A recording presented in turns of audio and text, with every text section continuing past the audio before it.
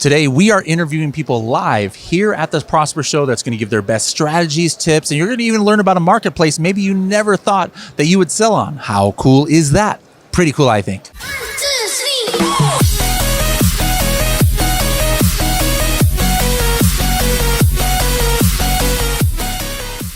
Hello, everybody, and welcome to another episode of the Serious Sellers Podcast by Helium 10. I'm your host, Bradley Sutton, and this is the show that's a completely BS-free, unscripted, and unrehearsed organic conversation about serious strategies for serious sellers of any level in the e-commerce world.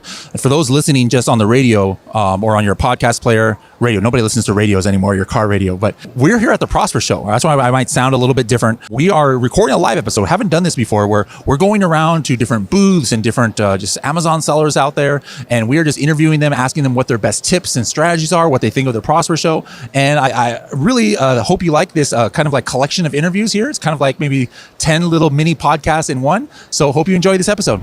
All right, so next up, we've got Michael here. Michael, how long have you been selling on Amazon? For about 3 years. 3 years. How did you get your start? We had someone in our office who was working in our Amazon division who was working with a lot of like third-party articles and wasn't really sure like what they were doing, didn't really dive into a lot of the research. And when we noticed some of those things were failing or like that there was inconsistencies, we took over, and I wanted to really understand Amazon from the ground up. So joining Helium 10 was like the first really big resource, and especially like the podcast was a really big resource for us. Okay, so you were working at a company that sold products, but didn't really, like offline, I'm assuming, and then they're just like, hey, we need to like get our Amazon game up, or is that how you got it? Yeah, exactly. So we had listings because we represented brands for our other customers, excuse me. And from there, it was just that our sales were so low, and we really couldn't get a single ASIN as it was to move over like 3 to 5 pieces in a month. So it was really kind of difficult. So then we wanted to try to focus on optimizing and learning what that was, learning what indexing was, like pushing our ASINs up because we had really great products, but they just weren't being seen. Awesome. So what were some of the strategies you learned, and what were the results? Like, you said you were selling most of the ASINs 3 pieces a month. What did you get up to after getting some of these strategies implemented? So one of the biggest first strategies that we really got into was learning what keywords we're indexing on the first page and learning how we could push those products up. So we were getting into just for example, we work with stuffed animals. So a lot of things of specifics for stuffed animals, we had assumed at first that our customer base would be moms, grandmas, grandpas, stuff like that. And the competition has more cuddly looking, lower price products, and those were being bought a lot. Those had high conversion rates. But when we use things like X-Ray to find out how they were selling in the day, then we started to learn that our niche market should be more into a specialized market. So we started to put on those keywords. We started indexing for those keywords, and then we really pushed up.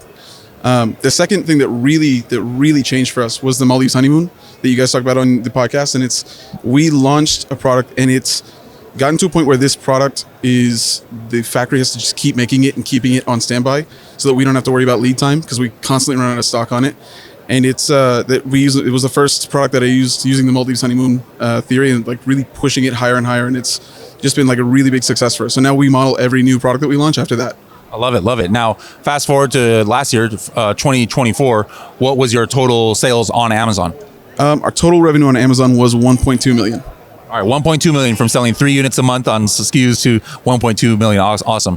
What's one unique strategy you guys have? It doesn't have to be about launch. It could be about advertising. It could be about your packaging. It could be about anything, your social media. What's something you think you're doing that's kind of unique that you can share with our audience?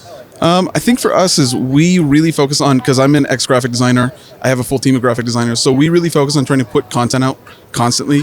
We really try to add a lot of videos to our ASINs. We try to do a lot of meta advertising and a lot of video ads to really push that stuff up, because showing off the product in different angles and showing it, especially in someone's hands, has been a really big tool for us, because it gets to show the buyer that it's an authentic product, that it's not it's not faked up or it's photoshopped to look like something's different, that when they get it, they're disappointed.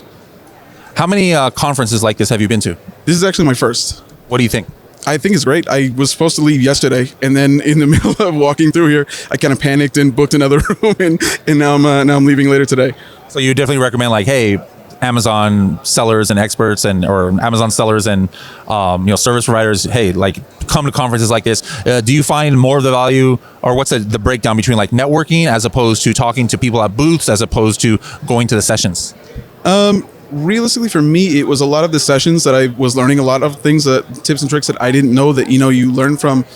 You do like the webinars that we do every week. We do, we listen to the podcast, and it was like, we get a lot of great stuff from that, but it's different in person to see that there's really a lot of results that can be made. And a lot of the networking that we've done here has been really, really good for us.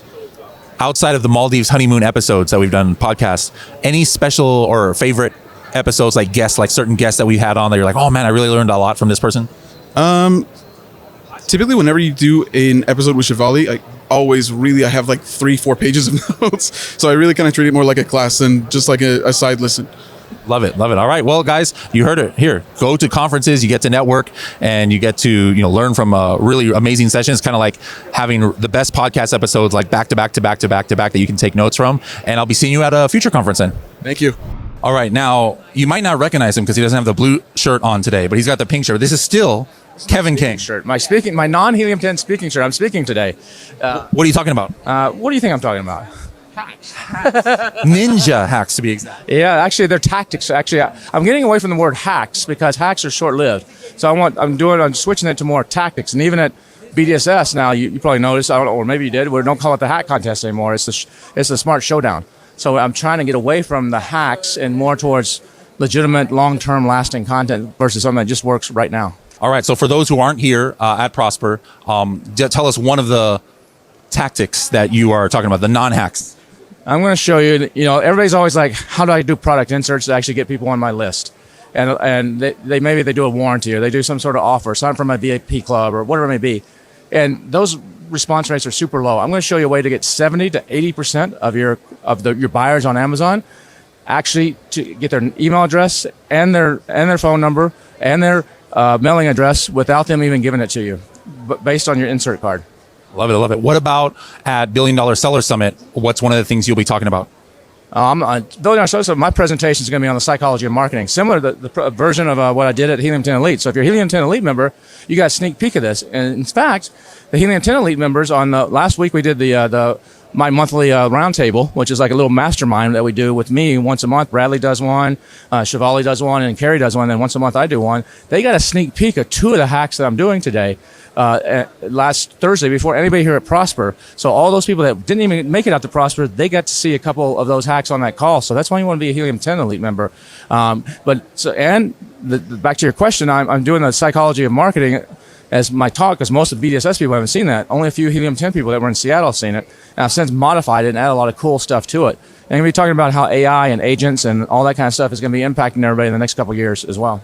What do you think is, like, let's say there's somebody who wants to do their first AI agent. What aspect of an Amazon seller's business do you think can be helped most once this whole AI agent thing is kind of like a little bit more hashed out? What would you design it to do? Like, what aspect is the most replaceable by an AI agent? Customer service is the most replaceable. That's the easiest one right away. That's the most replaceable. A lot of PPC agency stuff, the monitoring, the report building, the VA type of stuff where they're doing all kinds of spreadsheets and everything, that's easily replaceable. The product sourcing, the product opportunity, I think those are going to be big. As far as I think there's 8 big agents that you're going to see. Right now, we're kind of in that middle ground. It's Make.com automations or N8N. They're the 2 big softwares that a lot of people are using. But there's still kind of that if-then else, that old programming way. But they're good, but you're going to get to where these are totally autonomous. And when you do that, you're going to have a Helium 10 agent that mimics you. You're going to have a Helium 10 agent that mimics Alibaba. And there's this new language, I think it's called MFQ or MQF or something. It's basically like opens up an API so all these different systems can talk to each other. So Alibaba sourcing can talk to an agent that you develop that does product sourcing. So the product agent will go out, it'll use Helium 10 data, look for opportunities. It'll go read all the reviews. It'll go do all kinds of market analysis, avatar analysis, and it'll come back and say, hey, we need to make this spatula with a green handle and, I don't know, a wider hole or whatever it is at the top. That will automatically go to Alibaba agent, and Alibaba agent will say, okay, we have these 7 factories that can do it. What changes do you want to make? And the other agent, AI agent, will do, we need the design to look like this. And it'll use, kind of like the mid-journey kind of thing and say, we need it to look like this. The other agent say, okay, this is what we can do. Here's the pricing. Here's the materials, blah, blah. All that's without human. And then it'll come back and it'll come to you and say, do you want to do this? Or you want to make any changes? And you say, yes, I want to do it. Then another agent will take it over. It will go out and do all the PPC. It'll set up all the launches, all that kind of stuff. And I think you can see all these agents working together. Now, this is not this year. There's crude versions of it this year and little standalones, but I think in the next 5 years, Prosper 2020, 2030, it's going to be a whole different animal. I just saw Abe talking about, I just saw a brief talk. He's talking about how to make the most of Prosper, and he showed something from 2017. He said, look at all the sponsors at Prosper in 2017. There's not a single software company, no Helium 10s, no PPC agencies. He said, I'm looking at it in 2025, there's like 19 of them sponsoring. Same thing's going to happen. You can see this shift, and you can see this shift in the whole industry. And I think Helium 10, you guys are on some of the cutting edge of some of that and staying on top of it. So I think it's going to be interesting times as a seller. Yeah, absolutely. This episode's going out Saturday. Any spots left in $1 billion seller summit in Iceland? I've got a few spots, but it's last minute, to make that kind of trip and to get all the way to Iceland. A lot of people are like, oh, I'd love to be there, but I can't. You're welcome to come, $1BillionSellerSummit.com. But here's the cool thing.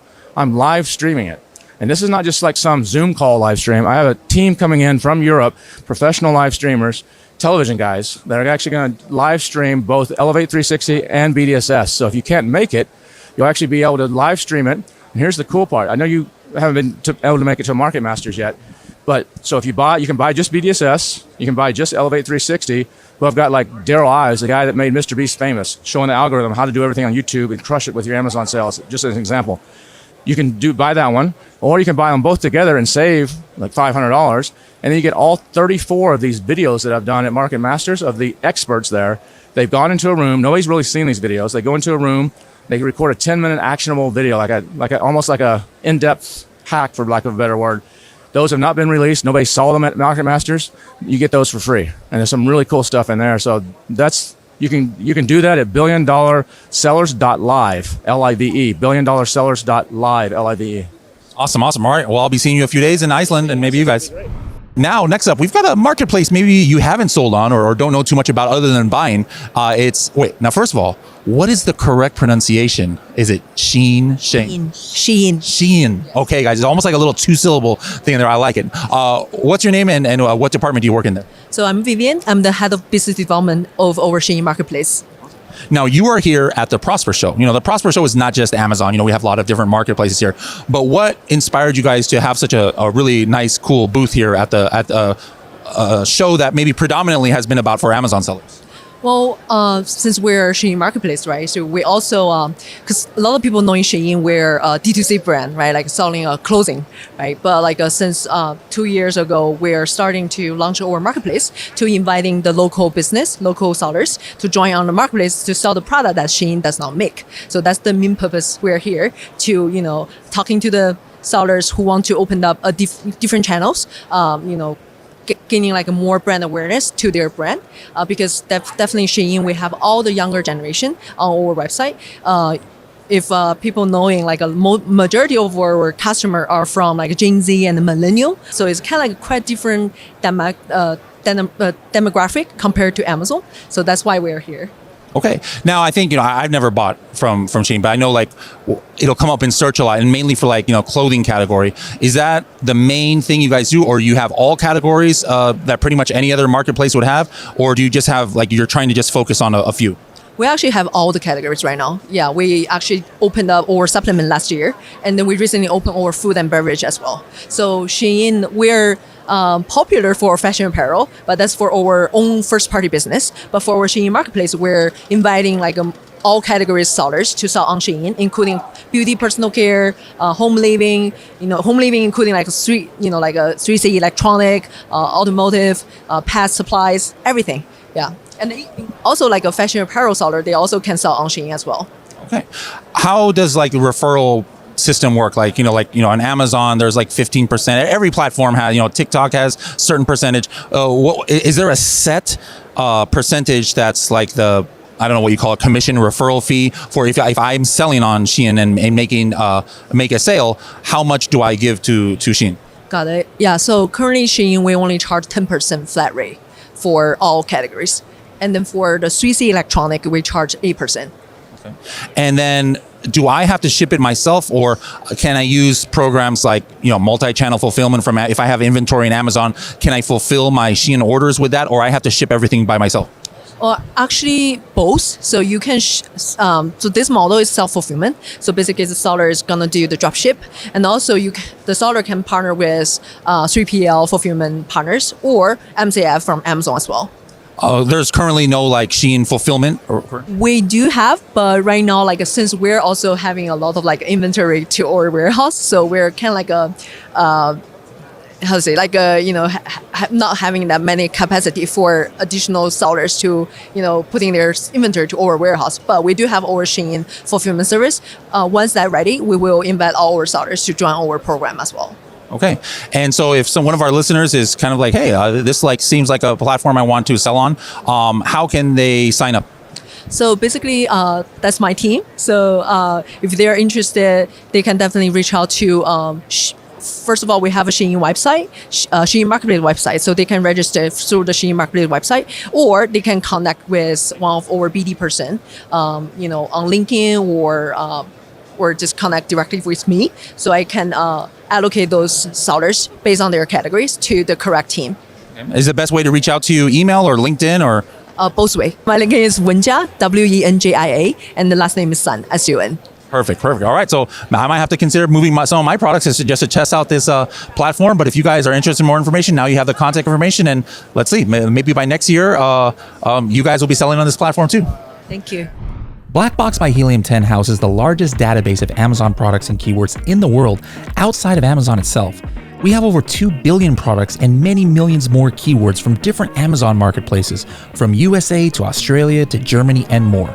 Use our powerful filters to search through this database for pockets of opportunity that you might want to get into with your first or next product to sell on Amazon. For more information, go to h10.me/blackbox. Don't forget you can save 10% off for life on Helium 10 by using our special code SSP10. Back here, and now we got a familiar face from older videos at Helium 10. We got Lem in the house. Lem, what are you doing these days in the Amazon world? Right now, I'm just a private label seller, working for myself. My brother's working with me right now, but living a life, being an Amazon seller, but looking to expand to other channels, and that's a big focus right now. Is Amazon still like your main income? You got other side jobs? Yeah, Amazon's still the main income, but looking to expand into Walmart, thanks to Carrie and her amazing presentation. Getting a little more into TikTok Shop as well. Awesome. Now, what has been, like when you were working in the industry more, like you had had your Amazon maybe take a little bit to the back seat, so where to the point where probably it couldn't have sustained you as a main income, especially now that you're your family of 3 now. Oh yeah. Family of 3. So then, what do you do in the last couple of years to kind of like revitalize your Amazon business to get to the point that it is like your sole income now? It is time management and prioritization for sure, but also trying to think of creative ways to bring in extra capital to try to dedicate that towards the business. I did have a job at an agency for a little bit, so that helped me for sure bring in extra capital to dedicate towards the business to a point to where the side hustle has to become the main hustle because it takes too much time away from my hands, which is a good problem to have. Now, back in the day, a lot of your big successes with Amazon, kind of like in the wholesale / arbitrage, model. Are you doing like a private label now mainly? Yeah, just private label now. But I still think retail arbitrage wholesale is a great way to get started in the Amazon space with little capital, less than private label. Okay. Now, what is a unique strategy you think you're doing either for launch or for optimization? Because again, like you're not a new seller per se, but the fact that you were able to grow fast, like basically your own brand, which you hadn't done before, is almost like the same path a new seller would do. So you were like kind of like in the same boat. So, there's this kind of narrative sometimes that goes out there like, oh my goodness, it's too late to start a brand on Amazon. You obviously have, in the last couple of years. So what's a couple or one or two strategies that somewhat unique, not just, I manage my ACOS, but something that is something that's the reason for the secret sauce to some of your success? It's definitely understanding consumer behavior and matching buyer intent. I think buyer intent is very underrated. And so if somebody's looking for, let's say, ball jars for a wedding, then I'm only showing wedding specific creative in my ads. If they're looking for big red wagon for multiple kids, you want to have multiple kids in your creative. So matching your creative to the specific keywords and having very specific campaigns for that. So instead of having like 30 keywords in one campaign, maybe have 3 very specific keywords in one specific campaign and matching that with your sponsored products, sponsored brands, and sponsored display advertising. Love it. All right. Well, there you have it, guys. It's not too late. I mean, Lem just has created a sustaining job for himself with the Amazon brands, private label, 2025. You guys can still do it out there. Thanks a lot, Lem. Yeah, no problem. All right. So next up, somebody I've known from one of the very first events I think I went to, like ASGTG. We might have met and see you at pretty much probably like about 15 events right now. How did you get your start in e-commerce? So I started selling on Amazon, I would say, in the gold rush. That was around 2015. Then I saw the need for a white glove PPC agency Our specialty is that we have US-based account managers. So we started the agency around 2019. But I think I was one of the very first Helium 10 users. Still listen to Manny Cole to the AMPM podcast. Yeah, that was great times. Awesome, man. And you, when did you start in e-commerce? I got my start in e-commerce back in 2016 doing agency work. Then around COVID, I made the leap over into the aggregator space where I was head of advertising for Perch. Things have come full circle. You know, obviously things in 10, that's it's hard to, can't believe we're saying it. That's 10 years ago. Things that from 2015 are very different than 2025. And of course, you know, there's this sentiment sometimes that's out there that, hey, new brands, it's a lot harder to, you know, get started on Amazon, which is true. But what I would push back on is like some people are saying, oh, it's kind of impossible unless you've got, you know, humongous budgets and stuff like that. But I still see people having success as new brands, even like the mom and pops out there. What about you? Like in 2025, yes, it's more difficult than 2015, but do you think it's like impossible to start as a mom and pop brand on Amazon now? So I love the question because I get this question a lot. So 100%. In 2015, things were way easier, but we have a client that started selling on Amazon around a year ago. They will be doing over $1.5 million in sales this year. So as you said, it's definitely harder, but it's doable. And with the right strategy, you do need to have some kind of funds. I don't think it's possible to start a real legitimate Amazon business with $5,000 anymore. I started my business with $5,000. You cannot do it in 2025, but you don't need to have crazy funding. I think with $50,000 to $100,000, you can start an Amazon business today and be very successful. But it's harder and you have to be way more sophisticated. Yeah, absolutely agreed. Now, to close it out, like what's like a 60-second strategy, something unique that you think you in your businesses or at your agency you do that you can you feel comfortable sharing with our audience out there? So I'm not sure about something unique, but what we do a lot is we use brand analytics and search query performance to track market share on specific keywords. I think it's one of the most underutilized tools. That's, you know, Amazon gives us first party data, and you can see on a keyword how you're converting, how your competitors doing on that specific keyword, what's your market share, and we use that a lot specifically when it comes to should we spend more on this keyword, or, you know, we're maxed out and there's no much. We can't have more market share on this specific keyword. So I would say make sure to utilize search query performance to your best. We do that at IGPPC. All right, 60-second stretch. I'll piggyback off of this. From my perspective, you need to know when not to spend. I think most agencies are probably going to tell you, oh, you just always have to spend more money. From my perspective, you need to understand how competitive you are in your market. So again, using the brand analytics data, we like to understand what is your conversion rate relative to the market, what is your revenue per click relative to the market. And if you're not winning in either of those capabilities, we need to actually go back to the drawing board. Don't spend more money on advertising and see, can we reinvest that into the product itself? Awesome. So if people want to, you know, reach out for more questions to Isaac, you can see he has his initials in his brand name here, IGPPC. I need to do that something. We couldn't do that with Helium 10 because then it would be BS Helium 10. That my initials are not good for that. But if you see him at a conference and you don't say hi, he'll kick you in the shins. As you can see here, this is what happened right here. So make sure to say hi to Isaac when you see him at the conferences. All right, we'll see you guys next time.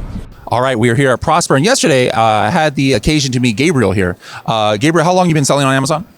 I'd say about 7 years. 7 years. How did you get your start? Helium 10. So I did essentially use Helium 10 a lot to get started, but I started with private label. My first product was an iPhone 10 screen protector, and I learned the whole business from start to finish. So Helium 10 was a part of that journey when I started.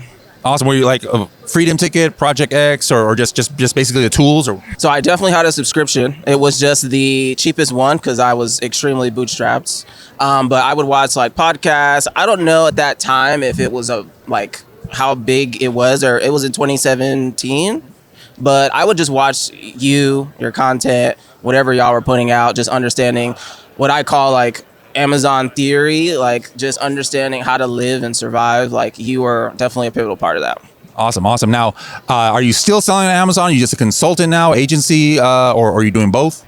Yeah, so as you could probably assume, if you start a screen protector as your first product, that's a terrible product. So eventually, I ended up consulting, and that's where I found my success. So I worked for the largest advertising agency in America, or private advertising agency in America, and then recently left to plant a church. So now I actually work for myself, and you know all of the tools I've learned and all of the whole journey has made me such a great advertiser now. So now I just focus on advertising.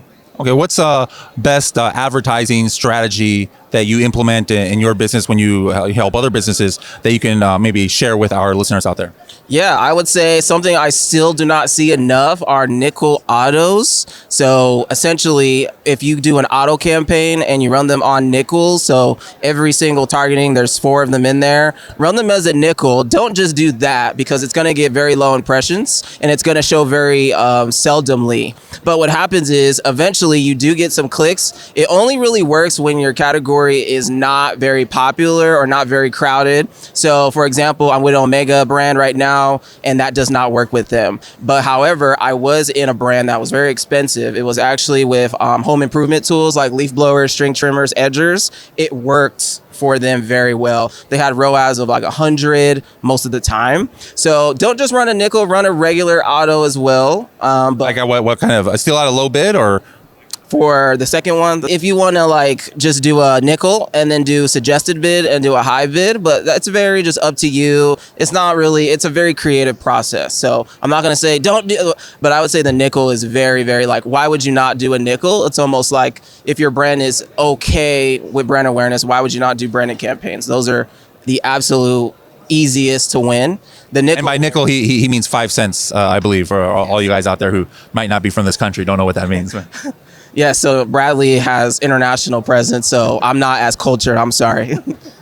But yes, nickels, I would say, that's my number one. I'll leave it at that unless you want to go deeper. All right, that sounds good. All right, well, have a safe flight back to home. How was this Prosper for you, though? Like, did you learn a few things?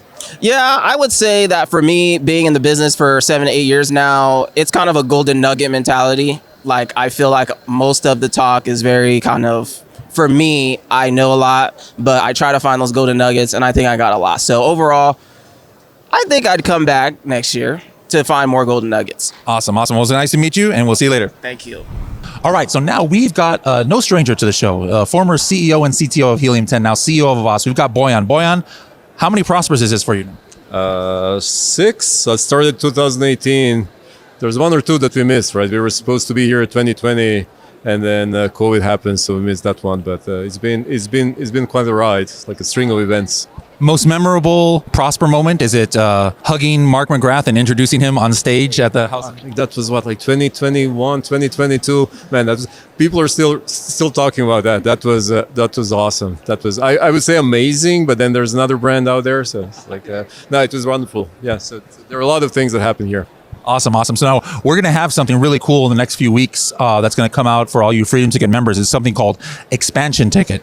Now, this was an idea that mainly Bojan's, but I also had some tips into it. But why was this necessary? Like, why is it important to make this expansion ticket? Like, what did you see as the need of now in 2025? Why sellers need this kind of education? When to grow your business, once you get past the proof of concept, you found a product, you found your category, you found your niche. Now you want to expand. You can spend more money on advertising. There's only so much money you can afford to spend there. You'll continue your product innovation. You'll go multi-channels. You go to Walmart. You go to Sephora, if you're in beauty, whatever it is. But inevitably, you get to the point where you need to expand your total addressable market. You need more eyeballs. You need more people buying your stuff. So you go across border. Expanding across border is a clear opportunity. The US is really competitive market. Yes, there's 300 million people. There's a lot of purchasing power. Highly competitive market. So when you look at adjacent markets, you have an opportunity to sort of leverage expertise, leverage what you already achieved, to repackage it and find new margins and new opportunities internationally. You know Amazon, you know human psychology, you know what works, what doesn't work.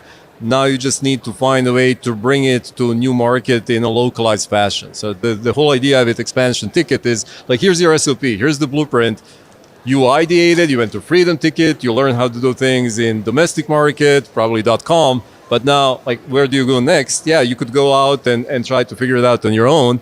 But why Helium 10 exists, why Avask exists, why I'm really in this business is to help you be successful. Because with you being successful, we get more successful. So it's sort of selfish, but it's a win-win. Like, so that's the whole point. Awesome. Yeah, I think people understand the importance where it's not like 2016, 2017, you just sell in .com, or you're in Germany, you're just selling in Germany, you're good to go. You got to diversify where you're selling in different marketplaces, even within Amazon. It's not just about expanding to Walmart and TikTok, which I think everybody understands is a good thing, but the most no-brainer expansion is within Amazon's own ecosystem. You use the same ASINs and everything, but in each marketplace, there's different things. There's different compliance issues, and that's where Avask comes in, and they help with that, and they also help with this course so that you guys can do as much of it you can on your own until you need a company's help like Avask. Now, a lot of people from your booth were wearing these superhero capes, but this is your superhero. You're one of those superheroes that doesn't need the cape. Yeah, it's springtime. Yeah, so Avask, like the tagline is approachable authority.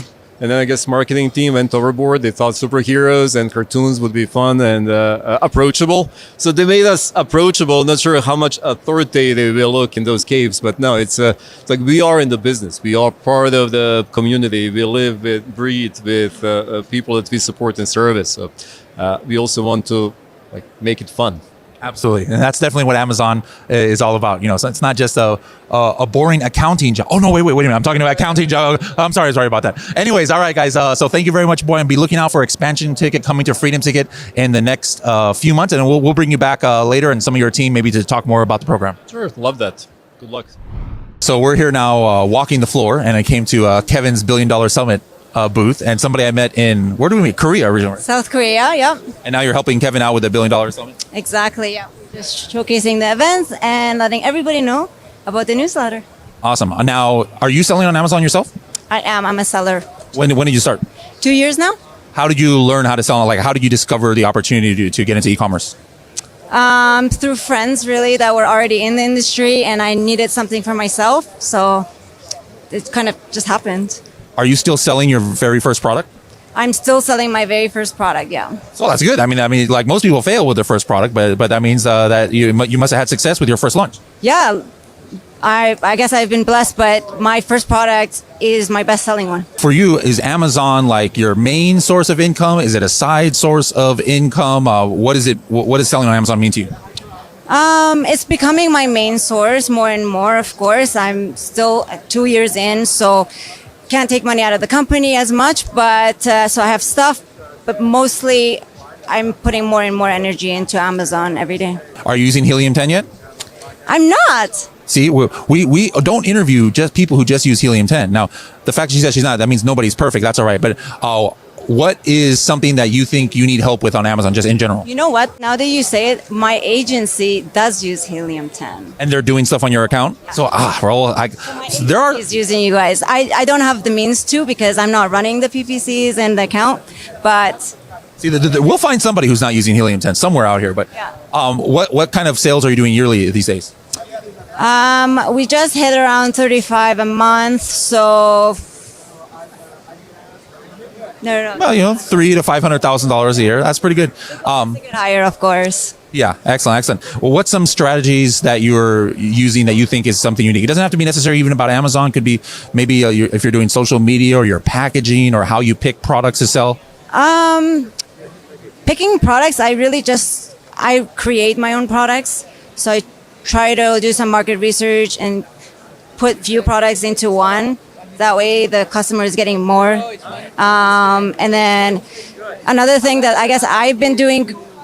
So kind of like bundling different products. Bundling different products in one product, so recreating. And also I become the face of my brand. And I try to showcase the product in a very casual, not so much pushy salesy method, but yeah, that way. Okay, I love it. All right, so you're not sure if you're going to be at $1 Billion Summit next week, but I'm sure I'll be seeing you somewhere in the world. Or are you sure now? I will be. Actually, I will be in Iceland at $1 Billion Summit. Yeah. All right, well, guys, if you want to find out more about her journey, go to $1 Billion Summit next week in Iceland. Yeah, or come to Iceland. Now we're here at the AZ Rank booth. We've had various ones from AZ Rank on our podcast before, like Kostin, Alina, and now the other partner who I've met before in Singapore and other places. We've got Bogdan here. How's it going? It's going great. Thank you for having me. What is something, like some people, the way that AZ Rank used to be, back in the day, like I used AZ Rank too for launches and search, find buys and rebates when those things were allowed by Amazon, right? But obviously, since not 2025, but even back in 2023, like those things, you can't do anymore. So how is a company how did you guys adapt, and how are you managing launching products now in a world where you're not supposed to do rebates and search, find, buy, two-step URL, things like that? Well, right now we have many services. Right now we are doing a lot of surveys, meaning for keywords, for the buyers. We have a photo live and we have also press release. So we improve a little bit and have much more services. How do these specifically help with launch then? What is what you're doing affecting launch more than just oh, hey, I'm just optimizing my listing? How does it boost somebody up from just not using those services? So let's say from the survey part, the sellers will receive very valuable information. So one of the best question the buyers will respond, it's what if you see this product, on what keyword you search for example. So the information comes from the real buyers. Photo, you will receive photo and videos from the real buyers, and also you will have the press release that you will have presence in different magazines, articles in magazines, and from that part you will receive an external traffic. Yeah, so that's an interesting point, because it's still, you can get people to search for a product and find, but you're not going against the terms, because you're not trying to manipulate the rank. It's just something that naturally happens. You do a questionnaire and say, hey, what keyword would you search to find this? It's probably going to be one of your main keywords. And if it's not, you got a problem. You learned about a problem. You were maybe focusing on the wrong keyword. So, but it's going to have also effects, especially in the honeymoon period, on potentially on your relevancy and your rank for that keyword. So that's interesting. I like about the UGC too. So guys, they're still around. Just because rebates and search, find, buy is gone, AZ rank is still helping people to launch. And we'll have Alina back on the show, sometime this year to talk more. But thanks, Bojan, for helping us out. Thank you so much for having me, and good luck to all of us. Awesome.